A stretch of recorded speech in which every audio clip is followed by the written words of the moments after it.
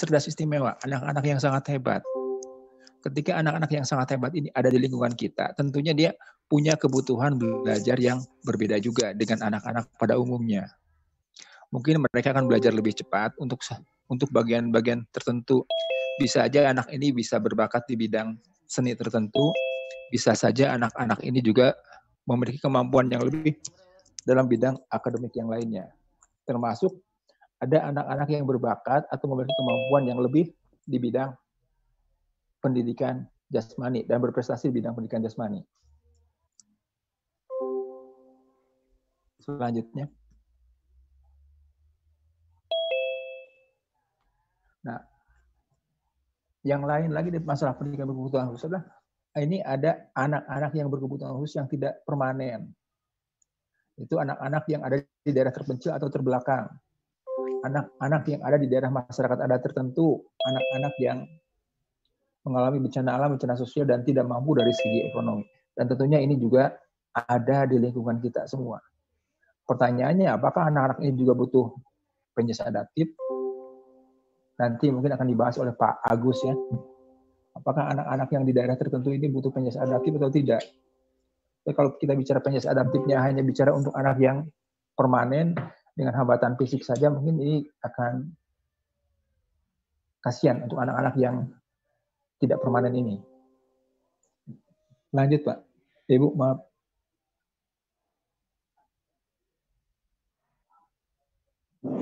Ini ada anak-anak yang kurang beruntung dari keluarga yang ekonominya tidak mampu juga, ini termasuk dalam kelompok anak-anak berkebutuhan khusus yang tidak permanen.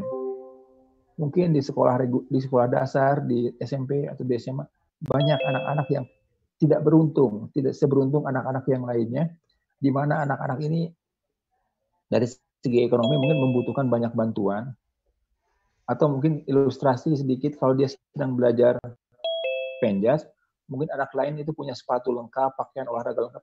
Mungkin sebagian anak-anak ini tidak memiliki kelengkapan tersebut. Dan ini sangat mungkin terjadi dan ada di lingkungan Bapak dan Ibu semua. Selanjutnya, jadi apa yang saya uraikan tadi, saya ingin menegaskan saja bahwa anak-anak yang ada di kita dalam kelompok besar, kita kelompokkan ada anak yang permanen dan anak yang tidak permanen. Anak permanen itu juga nanti ada anak yang membutuhkan pendidikan secara khusus, ada juga yang mungkin hanya membutuhkan peningkatan potensi tertentu. Ada juga anak yang mengalami hambatan tertentu. Mohon maaf dibantu slide berikutnya.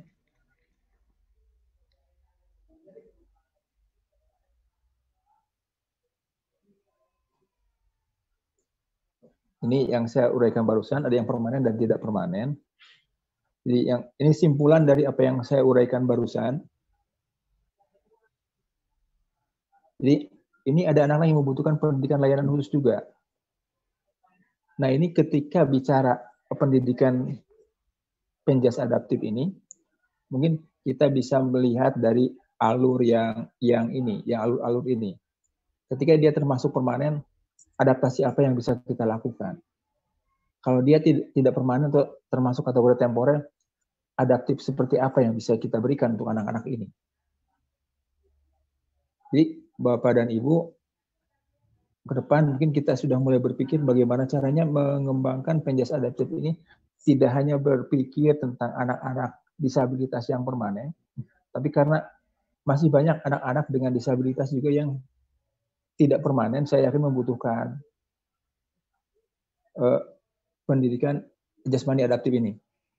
Selanjutnya, dan diharapkan dalam penjas adaptif ini, anak-anak ini tidak hanya dilayani sebagai pendidikan pada umumnya, tapi kita berharap secara pendidikan inklusif, ada prinsip pendidikan yang harus kita jelaskan bahwa ketika pembelajaran dilakukan, minimal kehadirannya itu menjadi bermakna buat anak.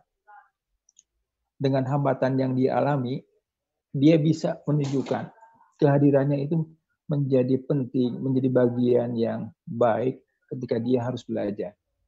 Kemudian apabila anak-anak ini ada di sekolah-sekolah reguler, anak-anak berkebutuhan khusus ini, bagaimana anak-anak ini diterima.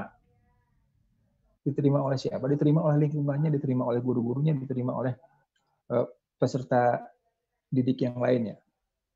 Dalam penjas adaptif juga diharapkan anak-anak ini ketika belajar tidak hanya menjadi sasaran dari program yang kita kembangkan, tapi diharapkan anak-anak ini bisa berpartisipasi dengan dalam kegiatan yang dilaksanakan. Sehingga yang terjadi nanti di kelas-kelas itu anak menjadi lebih berprestasi. Kita sudah melihat banyak anak-anak berkebutuhan khusus di Jawa Barat bisa mencapai prestasi bahkan sampai tingkat internasional. Di kota Cimahi juga ini contoh dalam masa COVID ini sekarang saya mendapat laporan dari beberapa sekolah, contohnya di kota Cimahi, kebetulan saya pengawas kota Cimahi, penjas adaptif ini tetap dilaksanakan. Menarik sekali sebetulnya kalau bisa kita pelajari sama-sama. Anak bisa senam dengan melihat video dari gurunya dan sebagainya. Jadi ini bagaimana kehadiran seorang anak, walaupun dalam kondisi apapun, kehadirannya itu menjadi lebih bermakna, bisa diterima, bisa berpartisipasi dan bisa berprestasi.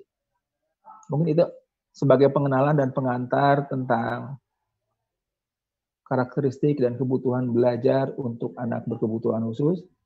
Mungkin sementara itu yang bisa saya sampaikan. Terima kasih, nanti kita bisa berdiskusi pada sesi selanjutnya. Terima kasih. Assalamualaikum warahmatullahi wabarakatuh. Waalaikumsalam warahmatullahi wabarakatuh. Terima kasih kepada Pak Dari Kuswara yang telah memberikan pengantar mengenai karakteristik dan kebutuhan anak disabilitas.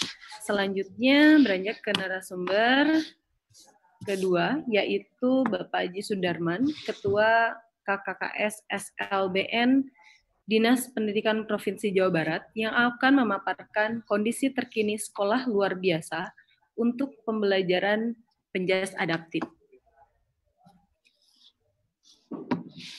Pada Pak Haji Sudarman, apakah sudah bergabung? Sudarman ya.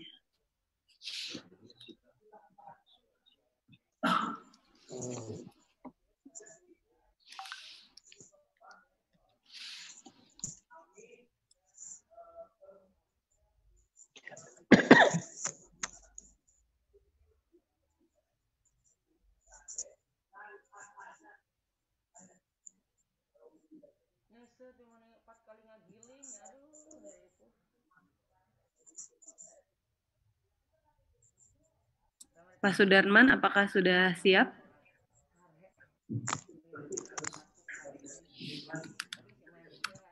Enggak, langsung otomatis.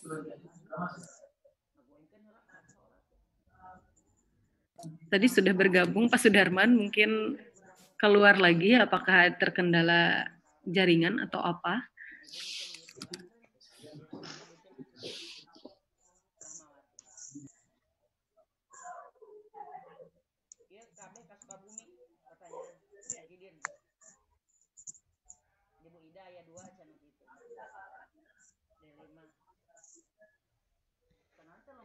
Bapak aja dulu.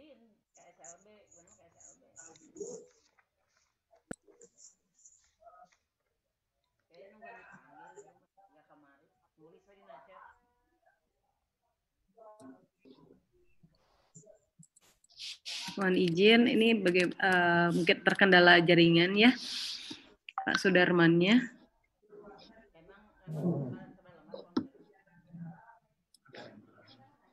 Bentar saja.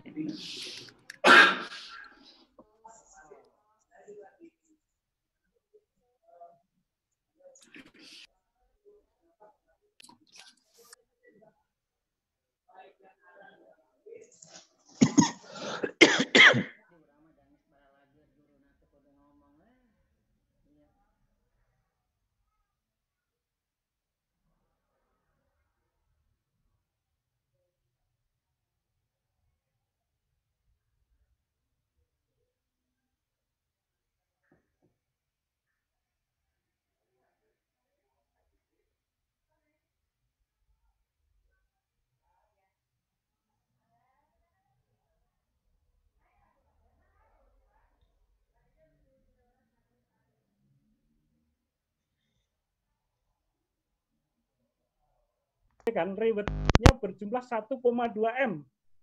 Ini kebayang seorang disabilitas mempunyai reward yang diterima oleh pemerintah 1,2 M. Sekitar itu, mudah-mudahan nggak salah gitu informasinya. Selanjutnya, puncak prestasi Agung. Ini kebetulan Agung ini kebetulan peserta didik di luar SLB yaitu dari SLB Yatira. Ya, kurang mendukung, tapi sekolah ada upaya untuk membangun jejaring tadi, jadi untuk bisa diikutkan di lembaga mitra, yaitu Agung sebagai atlet, kebetulan dia CP tunadaksa, dan akhirnya puncak dari kalau uangnya mungkin cukup di atas biasa, beliau Agung ini diangkat sebagai CPNS di Kemenpora pada tahun 2018. Selanjutnya, ini puncak prestasi yang lain, Ali Hasan, ini juga sekarang sedang sekolah di Solo. Ya. Ya, ini juga peserta didik dari Cimahi, next.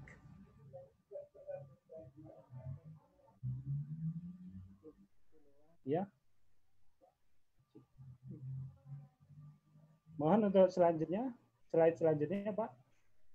Nah, saya ini Ali Hasan, ini juga salah satu peserta didik yang sekarang dari prestasinya dia sekolah sebagai siswa sekolah olahraga difabel di Solo.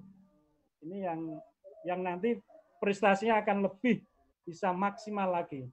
Yang terakhir ini Andika Nur Cahya, ini sebagai juara renang Peparnas pelajar, dan sebenarnya banyak peserta didik kami yang sudah kejuaraan-kejuaraan di level Peparda, di level Peparnas dan lainnya. Hanya ini salah satu testimoni atau contoh dari peserta didik yang bisa meraih puncak prestasi di bidang olahraga, karena di akhir dari tujuan Penjas atau Penjas adaptif adalah anak bisa berprestasi sesuai dengan kemampuannya, sesuai dengan jenis hambatannya. Saya kira itu Bapak Ibu yang bisa saya sampaikan. Mohon maaf kalau ada kekurangannya. Ini beberapa piala-piala, raihan piala-piala ya di sekolah kami, termasuk olahraga, termasuk seni dan lainnya. Terima kasih, itu yang bisa saya sampaikan, sedikit sharing, dan saya yakin di sekolah Bapak Ibu atau di lembaga Bapak Ibu itu mungkin ada anak-anak yang mungkin prestasinya melebihi anak-anak kita yang ada di Kota Cimahi. Saya kira itu, terima kasih, dan saya akhiri billahi taufiq wal hidayah. Wassalamualaikum.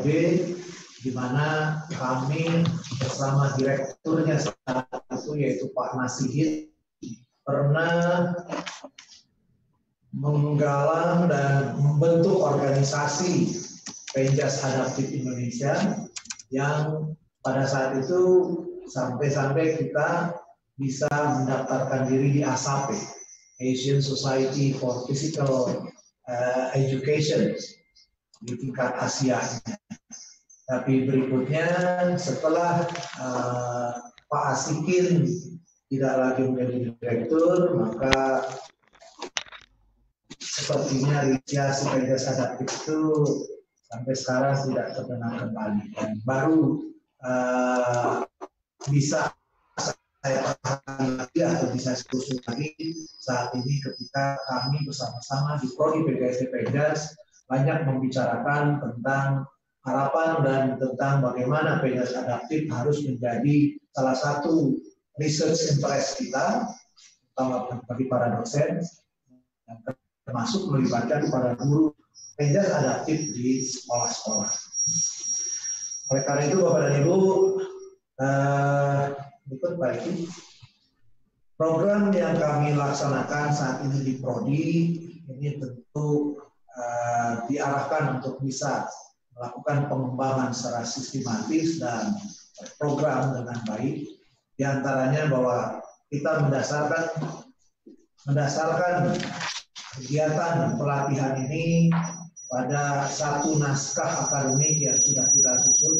Di antaranya bahwa secara umum rasional dari program kita adalah menyadari bahwa pendidikan jasmani merupakan wahana yang mampu mendidik manusia untuk mendekati kesempurnaan hidup. Para siswa mampu mengembangkan potensinya menjadi kompetensi esensial, diantaranya adalah kompetensi pengelolaan tubuh, kompetensi gerak dan keterampilan fungsional, kompetensi pengendalian emosional dan keterampilan sosial, serta kompetensi keterampilan kognitif. Dan PENJAS juga dipercaya oleh para ahli mampu mengantar anak didik menjadi manusia seutuhnya. PENJAS juga mampu mewujudkan manusia-manusia yang sangat diperlukan oleh bangsa kita untuk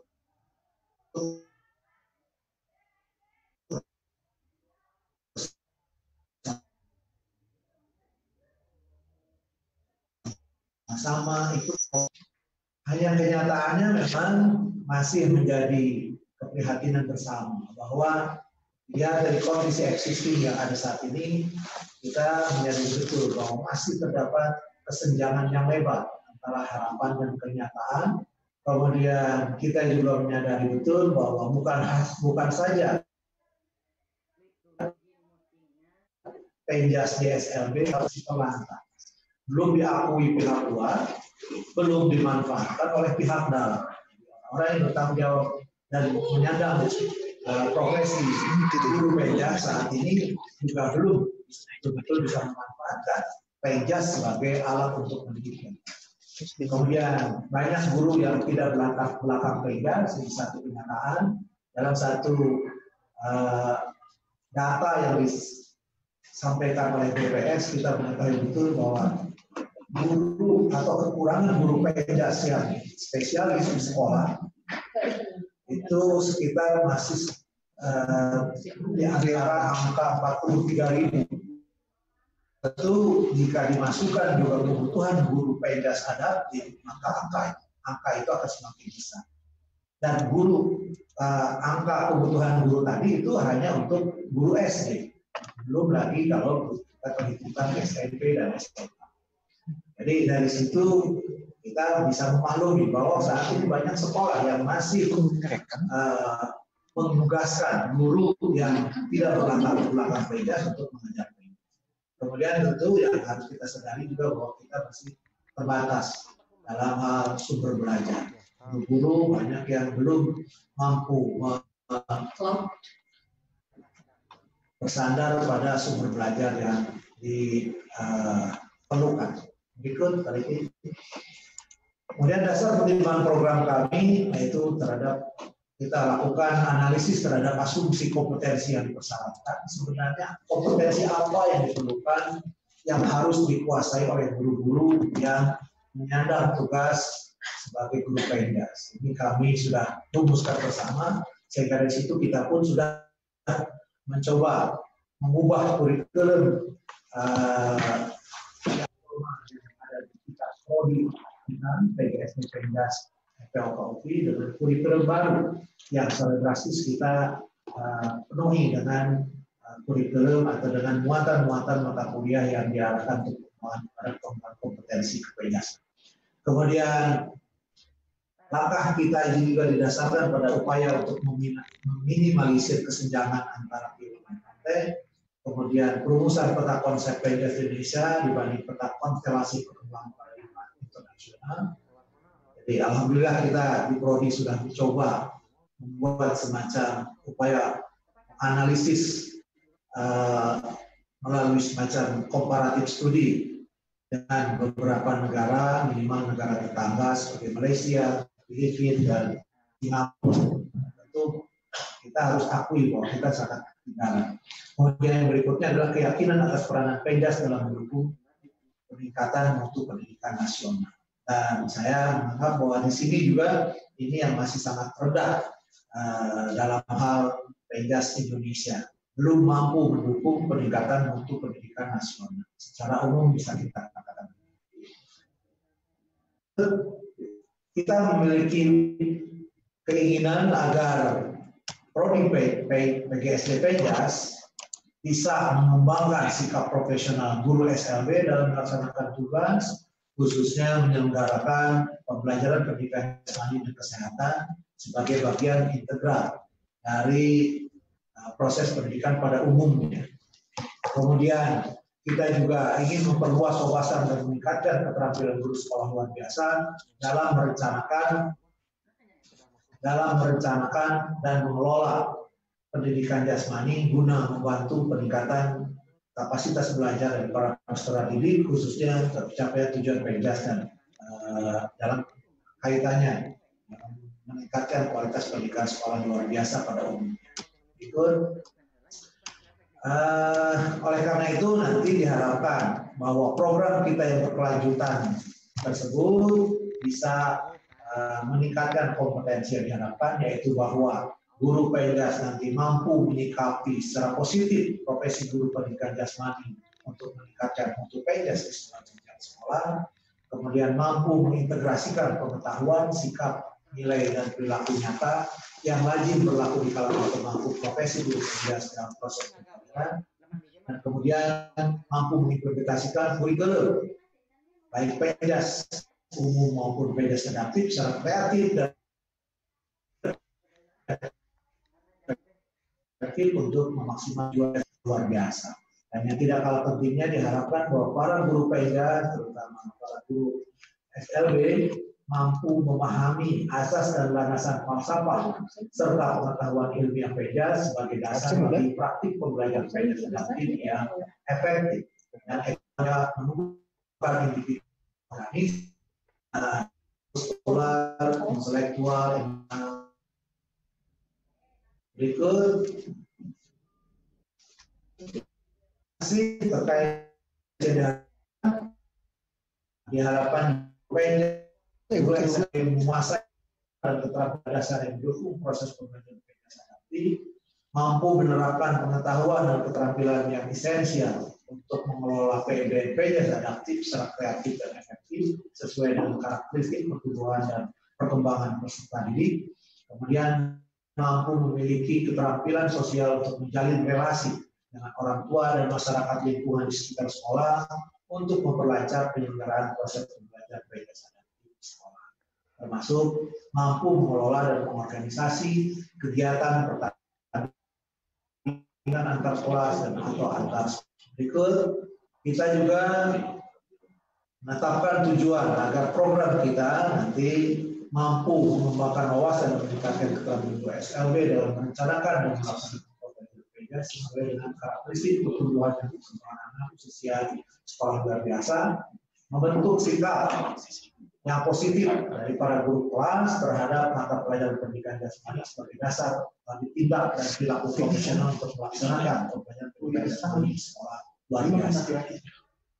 Karena itu Bapak dan Ibu, itulah tujuan-tujuan yang kita tetapkan, termasuk juga meningkatkan penguasaan teoritis para guru dalam konsep pendidikan jasmani dan olahraga, hakikat keterampilan gerak dasar dan peranan Penjas dalam meningkatkan kebugaran jasmani yang memadai untuk mendukung pelaksanaan tugas pembelajaran Penjas efektif, kemudian memperluas wawasan pengetahuan dan keterampilan dasar untuk mengorganisasikan kegiatan pembinaan dari olahraga usia dini di sekolah luar biasa, termasuk masalah sosial dan psikologis yang sering muncul dalam kegiatan tersebut.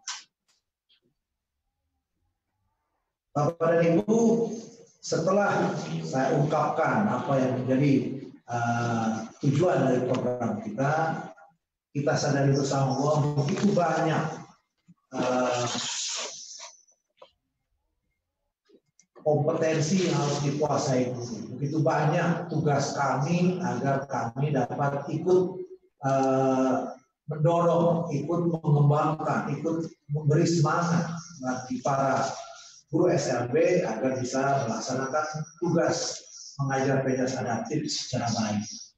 Nah, tentu dari situ kita sadari bahwa tidak mungkin apa yang menjadi tujuan program kami ini bisa dicapai hanya dengan satu kali pelatihan. Kami menyadari betul, dan oleh karena itu kami sudah menetapkan bahwa insya Allah tiap tahun kita akan menyelenggarakan program pelatihan yang sama, dan bahkan kita akan meningkatkan kolaborasi khusus antara para dosen yang nanti insya Allah juga siap menjadi dosen pembimbing manakala mahasiswa kami melaksanakan PPL di sekolah-sekolah, dan termasuk tentu insya Allah ke depan kita akan maju bersama untuk sama-sama meningkatkan Penjas adaptif. Nah, oleh karena itu pada kesempatan kali ini sebenarnya tidak banyak yang bisa saya sampaikan. Jadi saya hanya ingin pada kesempatan kali ini hanya ingin mengajak Bapak dan Ibu untuk memahami sebenarnya Penjas adaptif itu apa.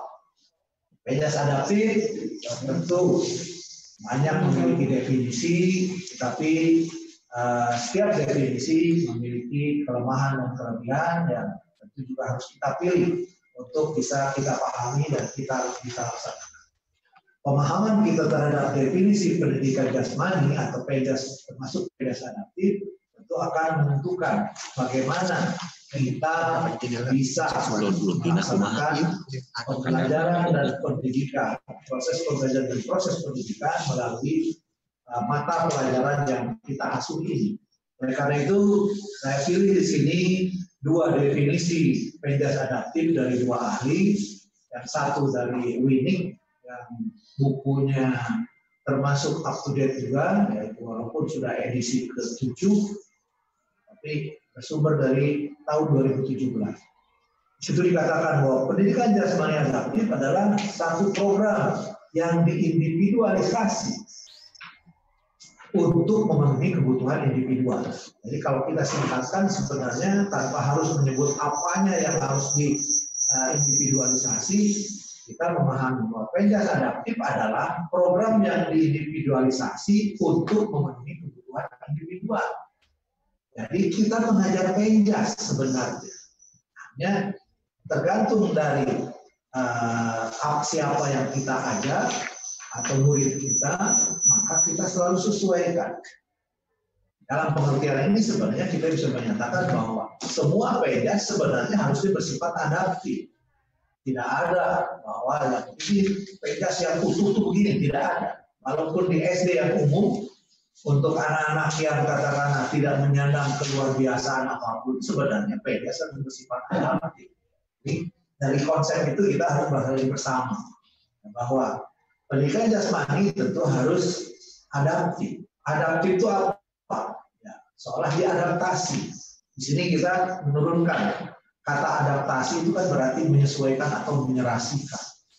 Jadi pada dasarnya Penjas adaptif adalah upaya menyesuaikan atau menyerasikan apa yang kita berikan kepada anak dan apapun yang kita situasikan dalam proses pembelajaran harus sesuai dan serasi dengan kebutuhan dan kondisi anak.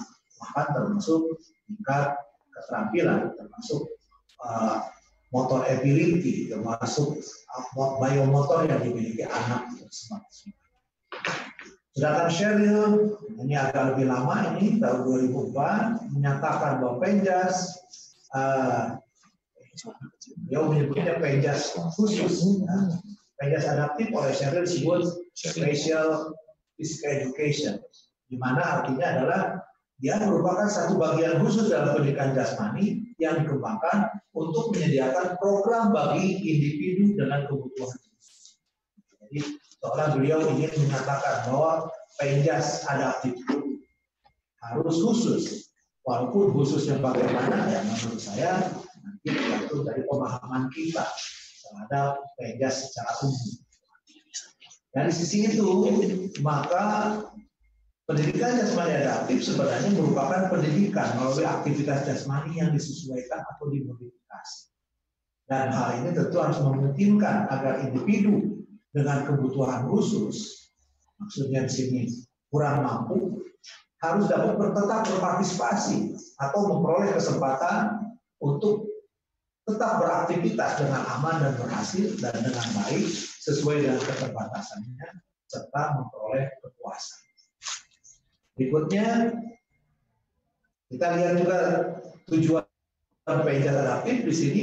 Tujuannya adalah bisa secara umum, bisa juga secara khusus. Tujuan umum yaitu membantu siswa yang berkelainan dalam hal pertumbuhan dan perkembangan jasmani, mental, emosional, dan sosial yang sesuai dengan potensinya melalui program aktivitas jasmani yang dirancang khusus dengan hati-hati.